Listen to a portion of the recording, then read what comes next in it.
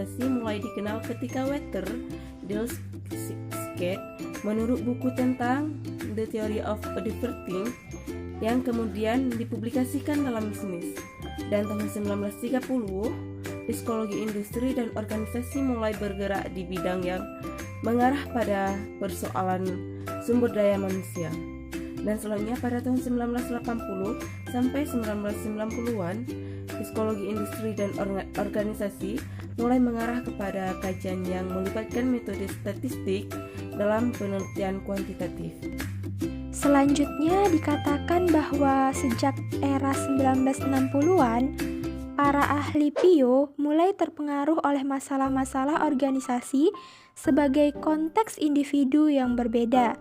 Selanjutnya pada tahun 1971, barulah istilah PIO sendiri mulai digunakan di kalangan akademisi dan praktisi.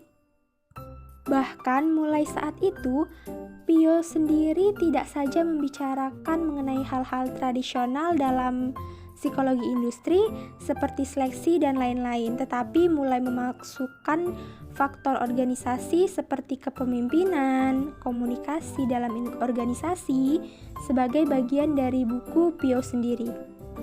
Selanjutnya ada tokoh Winslow, merupakan pelopor dari gerakan scientific management, di mana beliau merupakan seorang sarjana teknik yang berusaha mencari cara paling efisien untuk melakukan suatu pekerjaan dan menciptakan berbagai macam alat teknik yang disesuaikan dengan struktur fal badan dan anggota badan manusia. Nah, dari situlah mulai para sarjana psikologi melakukan eksperimen bersama-sama dengan para teknik industri untuk menggarap objek studi baru yang untuk menyesuaikan diri dengan lingkungan kerja fisik, peralatan kerja, dan proses kerja dengan keterbatasan kemampuan fisik serta psikis dari manusia sebagai tenaga kerja itu sendiri. Jadi, para sarjana psikologi itu mendalami hubungan antar manusia dalam industri. Mereka juga mempelajari organisasi sebagai suatu keseluruhan, struktur, dan iklim berbagai macam organisasi, kemudian pola dan juga gaya komunikasi.